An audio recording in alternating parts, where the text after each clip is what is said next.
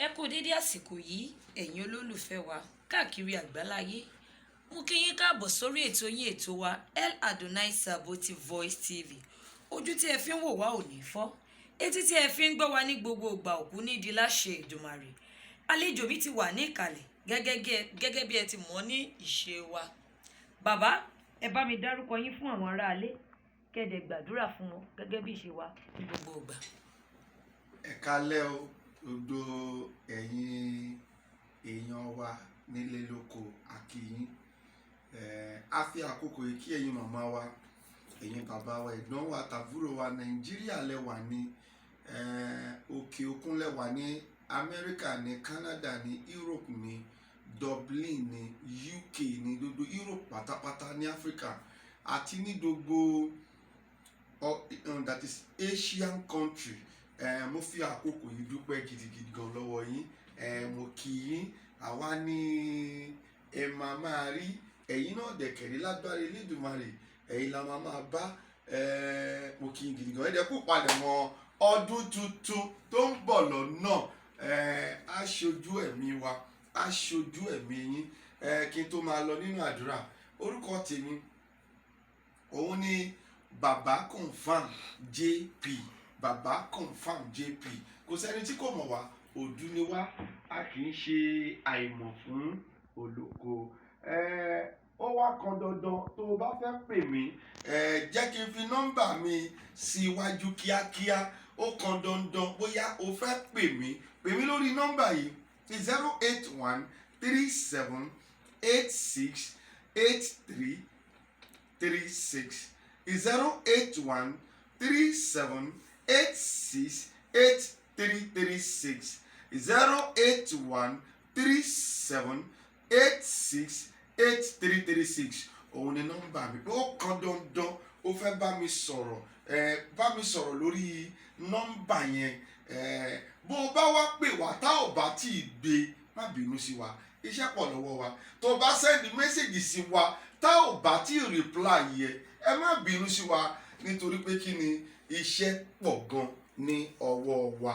Ẹ ṣé gan ni. Ó fa àkókò yìí gbàdúrà fún yín.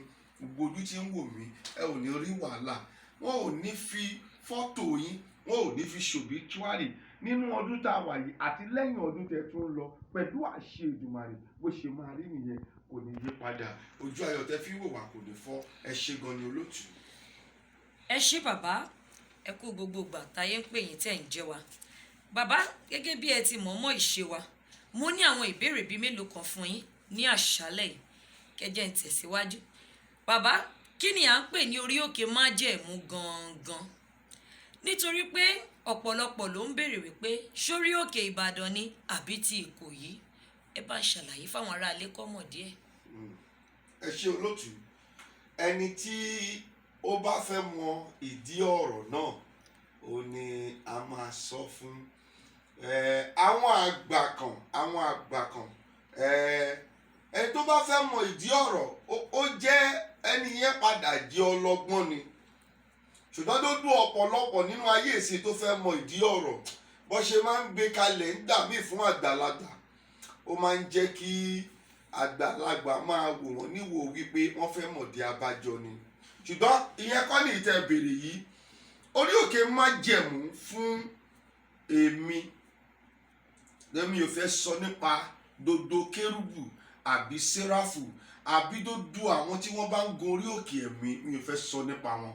But orí òkè májẹ̀mú fún èmi, ó jẹ́ ohun tó wà láàrin èmi àti Ọlọ́run, wípé ẹ̀ẹ̀kan nínú ọdọọdún mo máa yára mi sọ́tọ̀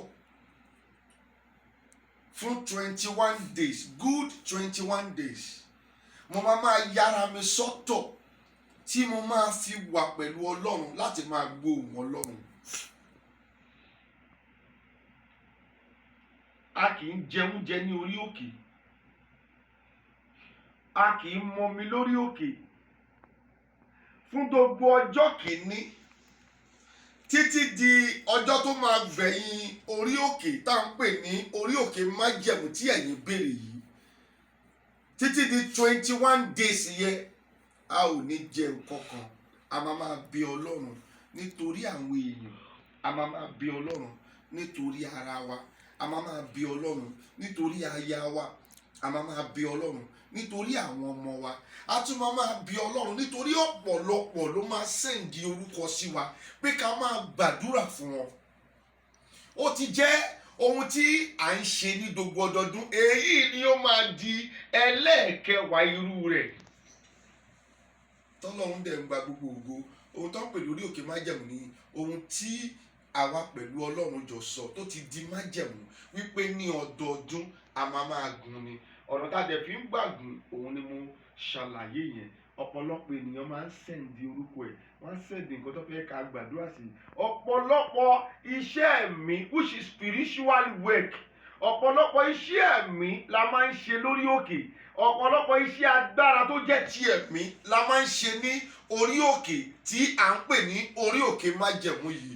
A dẹ̀ tún gbàdúrà, àwọn èèyàn máa wá ń bá wa ṣùgbọ́n a ò tí ì dédi ìyẹn. Gẹ́gẹ́ bí ohun tẹ́ sọ fún wa, orí òkè májẹ̀mú jẹ́ àdéhùn tí àwa, let me say tí èmi pẹ̀lú Ọlọ́run jọ sọ, tí mo dẹ̀ ní láti máa ṣíkà ní gbogbo ọdọọdún. Ẹ ṣé gan ni olóòtú. Kì í ṣe orí òkè tí wọ́n ń lọ sí nìbàdàn o, kì í dẹ̀ ń ṣe orí òkè tí wọ́n ń lọ ní orí òkè Ìkòyí o. Inú chọ́ọ̀chì náà ni a ti máa ṣe. This is the venue. Ta máa rọ̀nù program láàárọ̀, ọ̀sán, alẹ́. A máa rọ̀nù program òru which is ìṣọ́ òru. A máa fi gbàdúrà. Though throughout 21 days, we will be running program in the morning, in the afternoon, in the evening, in the night, and in the midnight. We are going to be using those prayers to be connected with our God. And this December, this program is preparing everybody against 2022. So therefore, orí òkè tó ní agbára ni, ó ní agbára, ọdọọdún la máa ń gùn. Ó ní agbára, ó ní agbára. Ọ̀pọ̀lọpọ̀ testimony ló sì ń jáde níbẹ̀. Ẹ ṣé gan ni olóòtú, a dúpẹ́ lọ́wọ́ yín. Ẹ ṣé bàbá, ọ̀rọ̀ lẹ ti gbọ́ lẹ́nu bàbá confam ẹ̀yin aráalé, wọ́n ní kò ń ṣorí òkè Ìbàdàn èyí tí ẹ béèrè.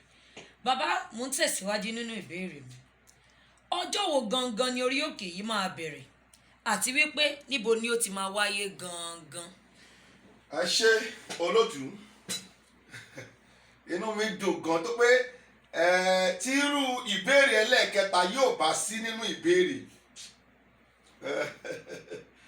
ohun tá à ń ṣe ò tí ì pé. Orí òkè yìí gangan ó máa bẹ̀rẹ̀ ní ọjọ́ kìíní oṣù kejìlá, that is on the 1st. Ìṣọ́ òru dẹ̀ ni, ìṣọ́ òru la máa fi bẹ̀rẹ̀ ní gbogbo ibikíbi tẹ́ ẹ bá ti ń gbọ́ wa. Orí òkè tá à ń sọ yìí ó máa bẹ̀rẹ̀ ní ọjọ́ kìíní oṣù kejìlá. Ìṣọ́ òru dẹ̀ ni, that is on the 1st of December. It is going to be night vigil. Ìṣọ́ òru, we are starting it with night vigil. Ó máa ní agbára gan. And we are running it for 21 days. Fasting, prayer, no food, no drinking. Ẹ̀yin náà ẹ fojú ara yín rí náà. Ẹ ṣáà bí mo ṣe sọ ránṣẹ́, tó bá tú àkókò yẹn mi ò ní ju ìgbálẹ̀ lọ. Ìyẹn ló máa jẹ́ kẹ́ mọ̀ pé tòótọ́ a wà ní orí òkè. Nítorí ọ̀pọ̀lọpọ̀ síìnì ni wọ́n, it is believed, tí wọn ò bá tí ì rí wọn ò ní gbàgbọ́. Bẹ́ẹ̀ náà l'Olúwa dẹ̀ sọ. Ó ní bí àwọn èèyàn tó pọ̀ lọ́run náà tí ó rí wa dáadáa, ó mọ orú ẹ̀dá tí adarí wọn jẹ́. Ó ní bí àwọn èèyàn yìí bí wọn ò bá tí ì rí iṣẹ́ àmì àti ti ìyanu, ó ní wọn ò ní lè gbàgbọ́. Orí òkè yẹn ó máa bẹ̀rẹ̀ ní on the 1st gẹ́gẹ́ bí mo ti sọ of December to on the 21st of December la máa fi parí orí òkè ti ọdún yìí. Orúkọ ẹ̀ gangan, ohun tí Olúwa tó sopọ̀ mọ́ orí òkè tọdún yìí ni Ọlọ́run tí ń dojú ti bùkátà. Ó ní ogbójú ayọ̀ wò lókè tó ti rí báyìí. Ó ní òun ni Ọlọ́run tí ń dojú ti bùkátà. Òun ló pe orí òkè yìí fún wa pé ó máa ní agbára. Gbogbo bùkátà ẹ tó lérò pé ó pè bùkátà, ó lóun ni Ọlọ́run, ó lóun máa dojú tì. Anything dẹ̀ ló lè jẹ́ bùkátà. Àìlọ́kọ bùkátà ni, àìláyà bùkátà ni, àìríjẹ bùkátà ni, àìrímú bùkátà ni, ó rówó rán mú ẹ lọ síléèwé bùkátà ni. so the ọ̀pọ̀lọpọ̀ understand ó kàn gbọ́ pé ọlọ́run ti dojú ti bùkátà. No, listen to me, whatever tó bá wà nínú ẹ tó ń dojú kọ ó ti di bùkátà fún ẹ. Ọlọ́run wa sọ wípé sẹ́ àní nínú ìrìn àjò 21 days yìí Ọlọ́run máa rìn nínú ayé ẹ, òun á dojú ti bùkátà ẹ, òun á dojú ti bùkátà ẹ nínú ọdún tó tún lọ, which is 2022. ojú òní tẹ̀yìn ibi báyìí gangan chọ́ọ̀chì yìí gẹ́gẹ́ bẹ́ẹ̀ tí bèbè bó lọ́ ti máa ṣe, ṣọ́ọ̀ṣì yìí gangan lọ́ ti máa ṣe. Orúkọ chọ́ọ̀chì wa ni El Adonai Saboti, El Adonai Saboti tí a kọ ní Hébérù la fi kọ El Adonai Saboti tí a ń pè ní Olúwa Ọlọ́run àwọn ọmọ ogun. El Adonai Saboti Cherubim and Seraphim International Bible Ministry òun ni a pè orí òkè yìí. Number 4 ló wà. Number 4 Precious Seed Close. Number 4 Precious Seed Close off Oworo Road, Oworo Shoki, Lagos. That is all. Number 4 Precious Seed Close off Oworo Road, Oworo Shoki, Lagos. Tètè máa bọ̀ lọ́pọ̀ àwọn èèyàn ẹ wá níbikíbi tó bá wà, ròyìn orí òkè yìí fún èèyàn kan, jẹ́ kó yé wọn wípé Olúwa ti sọ lọ́dọ̀ bàbá confam pé nínú ọdún 2022 òun máa dojú ti gbogbo bùkátà wa. Kó àwọn èèyàn rẹ wá, kó ẹbí ẹ wá, sọ fún ọ̀tá rẹ gan, ó lè ti torí ẹ kó padà yí padà sí ọ. Ó ṣé gan ni, God bless you. Mo dúpẹ́ gan, thank you olóòtú. Ẹ ṣé bàbá, ọ̀rọ̀ lẹ ti gbọ́ ẹ̀yin olólùfẹ́ wa. Wọ́n ti sọ ibi tó máa ti wáyé fún wa, kàtàrà ṣàṣà ká wá bá wọn níbẹ̀.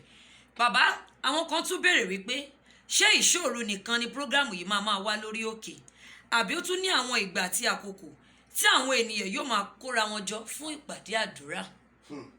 Ẹ ṣé olóòtú, ọ̀rọ̀ lẹ sọ yẹn. Ìṣòro nìkan kọ́ o, ìṣòro nìkan kọ́ o, ṣùgbọ́n ìṣòro yẹn gẹ́gẹ́ bó ti jẹ́ òye ọ̀pọ̀lọpọ̀ ènìyàn, èrò máa ń pọ̀ nínú ìṣòro yẹn gidigidi kan. Èrò máa ń pọ̀ láti bá Ọlọ́run sọ̀rọ̀ gbogbo ọjọ́ láti on the 1st to 21 December yẹn. Ìṣòro wa máa ń hit gan. Gbìyànjú kó wá bá Ọlọ́run tí ń dojú ti bùkátà. Bàbá confam kan ló fẹ́ wá bá o. Gbìyànjú kó wá bá Ọlọ́run tí ń dojú ti bùkátà ní gbogbo ibikíbi tóhùn tí o ti ń gbọ́ mi. Gbìyànjú, bàbá confam kan ló wá bá o. Gbìyànjú kó ṣe kí ni, kó wá bá Ọlọ́run tí ń dojú ti bùkátà o níbí báyìí. Kì í ṣe ìṣòro nìkan, láti aago 12 lọ́sàn-án a máa bẹ̀rẹ̀ program. Tá bá ti parí ẹ̀ ní aago 2, wọ́n á rest fún wákàtí kan. A tún gbé program ní aago 3, a parí ẹ̀ ní a parí program yẹn láti aago 3 yẹn, a parí ẹ̀ ní aago 5. Wọ́n á rest fún wákàtí kan. Tá bá ti wá di ó bá tún ti di aago 6, wọ́n tún máa gbé program yẹn fún wákàtí kan. A parí ẹ̀ ní aago 7. Oníkálukú á lọ fi ara lílẹ̀ nítorí ìṣọ́ òru tó jẹ́ pé ọ̀pọ̀ èrò ló ń kún bẹ̀. Onírúurú iṣẹ́ ìyanu. Ó ní mo sọ fún ẹ lẹ́ẹ̀kan, ọ̀pọ̀lọpọ̀ ọmọ ohun tí wọ́n ń pè bọ́kàn ní kí lórúkọ tọ́pìkì yìí gan-an, kí ló ń jẹ́ Ọlọ́run máa dojú bùkátà, kò mọ ohun tá à ń sọ. Ọlọ́run wá oyún ní bùkátà ni. Gbogbo tó bá ṣe àti jẹ́ ìṣòro fún ẹ, gbogbo tó ti jẹ́ pé ẹ̀dùn ọkàn rẹ ni ó ti di bùkátà nìyẹn. Olúwa wá sọ fún wa, ó ní sọ fún àwọn ènìyàn mi, bàbá confam jẹ́ kí ó yé àwọn ènìyàn mi pé 2022 tá à ń lọ yìí sẹ́, ó lóun máa dojú ti bùkátà ẹ̀. Jọ má fi ṣeré o. Come and plan your life towards the year you are going. Ẹ ṣé gan ni, God bless you. Inú ẹ̀ náà ló ti máa gbọ́ gbogbo prophecy. Bó ṣe ń wá, àwọn tó wá lágo 12 wọ́n á gbọ́ ìrun ayé wọn. Àwọn tó wá lágo 3 wọ́n á gbọ́ ìrun ayé wọn. Àwọn tó wá ní aago 6 wọ́n á gbọ́ ìrun ayé wọn. Kì í ṣe pé kẹ́ ẹ gbọ́ ìran nìkan, ìran tó ní ojútùú tó tún ní solution òun lẹ máa gbọ́ lórí òkè yẹn. Ẹ ṣé gan ni. Ẹ wá bá Ọlọ́run, kì í ṣe wòlíì.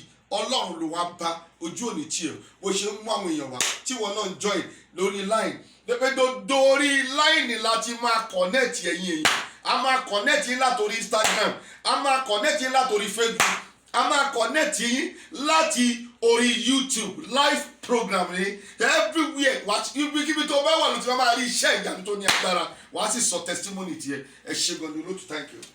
ẹ ṣé bàbá, ìbéèrè mi ṣì ń tẹ̀síwájú. Bàbá, kí ni kí àwọn olólùfẹ́ yín máa retí láti ọ̀dọ̀ yín nínú orí òkè ọdún májẹ̀mú ọdún yìí, àti wípé ṣé wọ́n ní àǹfààní láti wà nínú àwẹ̀ àbí wọn ò ní àǹfààní? Ìwọ ló mọ̀gùn tó ń jẹ, ìwọ ló sì mọ ohun tó ń béèrè lọ́wọ́ Ọlọ́run. Bó tiẹ̀ ṣe sọ pé òun promise wa wípé òun lọ́lọ́run tó ń dójú ti bùkátà, ìwọ fúnra ẹni láti jáfáfá. Ohun tó bá ṣe ló máa gbà lọ́gbà bí ètè mi nìyẹn. I always stand by the truth.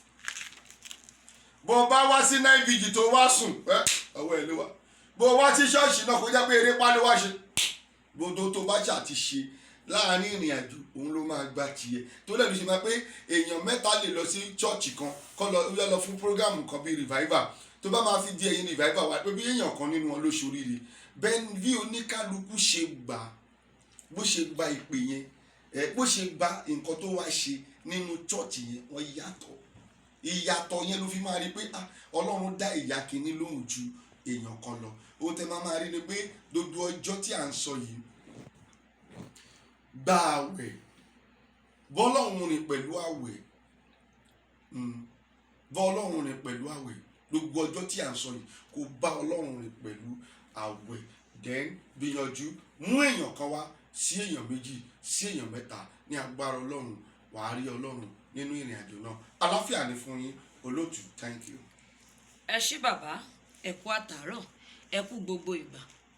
Bàbá, kí ni ìdí gangan tó fi jẹ́ wípé irú àkọlé yìí lẹ fún orí òkè ọdún yìí 2021 Ọlọ́run tí ń dojú ti bùkátà? Nítorí pé ní 2020 ìrìn àjò àwọn akọni ni, 2019 rírú omi dákẹ́jẹ́ ni. Kí ni ìdí tẹ́ fi pè ti 2021 ní Ọlọ́run tí ń dojú ti bùkátà? Gẹ́gẹ́ bí ọ̀rọ̀ ńlá lẹ bèrè yìí, ibi tí ẹ ti máa mọ wòlíì nìyẹn. 2022 kí gbogbo àgbáyé kó lọ gbọ́, lọ kọ sílẹ̀. Kò sọ tí mo sọ tí kò ṣẹ, àwọn èèyàn ni wọn ò gbà mí gbọ́. Kò dẹ̀ nídìí kó gbà mí gbọ́ tó kó máa padà jẹ̀yà ẹ nígbà tó bá ń ṣẹlẹ̀. Tẹ́ bá gbọ́ ẹni ní 2020 a sọ pé Olúwa ló sọ bẹ́ẹ̀, ó ní ìrìn àjò àwọn akọni. Ẹ lọ wo ọdún yẹn, ọdún tó ní agbára ni, ọdún tó ní agbára ni. Tẹ́ bá gbọ́ ohun tí ó fẹ́ ṣẹlẹ̀ nínú ọdún, òun ni Ọlọ́run máa fi ń sọ tọ́pìkì ìrìn àjò tí mo máa ń rìn lọ́dọọdún. Tẹ́ bá gbọ́ ti 2019 ṣẹjá àgbọn tẹ́ sọ ẹni rúrú omi kó ṣe kí ni kó dákẹ́ jẹ́. Dodo ìgbà yẹn ni a ti rí tírésìsì kíní burúkú tí wọ́n ń pè ní coronavirus yìí. Ní 2029 Olúwa ní orí òkè 2029 onírúurú omi kó dákẹ́ jẹ́. Nígbà tó di 2020 Olúwa sọ wípé ìrìn àjò akọni. Bẹ́ẹ̀ náà ni lọ́wọ́ 2020 bó ṣe rí ìrìn àjò tó ní agbára ni. Àwọn akọni nìkan ló lè rin ìrìn àjò 2020. Nígbà tó padà wá di 2021 ó ní sọ fún àwọn èèyàn mi o nítorí pé 2022 yìí ó máa ní agbára. Ẹlòmíì máa rí pépà nílẹ̀ á sì pè ní owó. Ikú tó fẹ́ ṣẹlẹ̀ nínú ọdún kan òun ni Olúwa ń sọ fún wa gẹ́gẹ́ bí wòlíì rẹ̀ pé ká máa fi ṣe tọ́pìkì. 2022 ẹlòmíì máa rí pépà á pè lówó, ṣùgbọ́n orí ọ̀fẹ́ tó ní òun ni mo wá báyìí. Gbìyànjú wà nínú prógámù yìí, prógámù Ọlọ́run tó ń ṣe kíni tó ń dojú ti bùkátà. Gbogbo bùkátà ẹ̀ pátá 2021 Olúwa sọ pé nínú prógámù yìí òun máa fún ẹ ní sátífíkẹ́ẹ̀tì pé ó ti yege. Bọ́ bá ní kò sówó kì í ṣe lọ́dọ̀ tiẹ̀. Tọ́ bá ní wọn ò ní ṣe márèjì, wọ́n á máa ṣe márèjì tiẹ̀ 2022 lọ́dà bí ẹ̀. Tọ́ bá ní wọn ò ní gbogbo tó bá dáwọ̀ yẹn bá ní pé kò ní ṣe é ṣe ní 2022 Olúwa sọ wípé òun máa dojú ti àwọn bùkátà yẹn. Gẹ́gẹ́ bí ohun tẹ́ béèrè kí n tètè kún lẹ́sẹ̀ kíákíá ká lè kó lórí ìbéèrè yẹn. Gbogbo orúkọ àbí àkórí tá à ń fún orí òkè ọdọọdún, ohun tó máa ṣẹlẹ̀ ní preceding year, òun ni Ọlọ́run máa fi wọ̀n wá tí a fi ń gba tọ́pìkì yẹn. Ẹ ṣé gan. ẹ ṣé bàbá, àní ju báyìí lọ lórí ètò lẹ́nìí. Kí a tó máa lọ, ẹ bá mi fún àwọn aráalé ní ìmọ̀ràn àti àdúrà gẹ́gẹ́ bí ìṣe wa ní gbogbo ìgbà. Ẹ ṣé. Ìmọ̀ràn tí mo máa fẹ́ yín màmá wa, ẹ̀yin bàbá wa, ẹ̀yin ẹ̀gbọ́n wa, ẹ̀yin àbúrò wa ní gbogbo àgbáyé níbi tí ẹ ti ń wo TV Baba Confirm yìí, JP, ẹni pé má fi orí òkè májẹ̀mú wa tá máa gùn ní 2021 má fi ṣeré. Ó nídìí tí Olúwa fi sọ wípé òun ni Ọlọ́run tí ń dojú ti bùkátà. Ìmọ̀ tó máa fún ẹ ni pé mú fámìlì ẹ wá, mọ́mú ẹ wá, mábùrú ẹ wá, mẹ́gbọ́n ẹ wá, káwọn náà wá jẹ orí ọ̀fẹ́, nítorí pé ọdún tá ń lọ yìí jẹ́ kí n sọ fún ẹ, wọ́n ti gbé àwọn nǹkan kan kalẹ̀ nínú prọfẹ́sì ọdún tó ń bọ̀ 2022 nìyí. Wọ́n ti gbé àwọn nǹkan kan kalẹ̀ tí wọ́n máa enact ní 2022 tí kò sí ohun tó fẹ́ ṣe lọ gbàgbé. Wọ́n ti gbé àwọn nǹkan kan kalẹ̀ tí wọ́n kọ́ máa wọ́ bẹ̀ báyìí, háì, wàá kọ́ dédé gbọ́ wọ́n ní gàrí tún ti wọ́n o, wàá kọ́ dédé gbọ́ wọ́n ní ráìsì tún ti wọ́n o, wàá kọ́ dédé gbọ́ wọ́n ní kinní kan tún ti wọ́n o. Nítorí ìdí èyí má fi orí òkè yìí ṣeré, ojú òní tiẹ̀. Ẹ ṣé gan ni mo dúpẹ́ lọ́wọ́ gbogbo yín. Ká tó máa lọ mo gbàdúrà fún yín wípé gbogbo ìwọ tó wò mí yìí, òbítúárì ẹ lórúkọ Jésù wọn ò nílẹ̀ nínú ọdún tá a wà yìí. Gbogbo ìwọ tó wò mí nínú ọdún tá a tún lọ 2022 wọn ò ní lẹ̀ òbítúárì ẹ jáde lórúkọ Jésù. Ikú ò ní pa kankan nínú yín, ayọ̀ Ọlọ́run á sì máa bá yín gbé. Àlàáfíà la fi máa pàdé. Ẹ ṣé gan ni. Ẹ̀yin tún máa padà rí wa ká tó gun orí òkè náà. Ẹ ṣé gan tá a máa sọ níta. God bless you, láti lè fi rán yín létí nípa orí òkè tó ń bọ̀ lọ́nà. Ẹ ṣé gan ni. God bless you. Thank you.